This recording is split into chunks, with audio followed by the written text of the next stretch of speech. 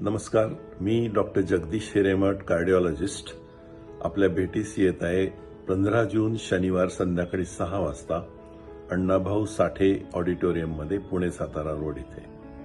आपल्याला माहिती आहे की कार्यसिद्धी प्रतिष्ठान हे श्री गिरिराज सावंत यांच्या अध्यक्षतेखाली खूप ज्वलंत विषयांना हात घालून त्याच्यावर कार्य करत असतात.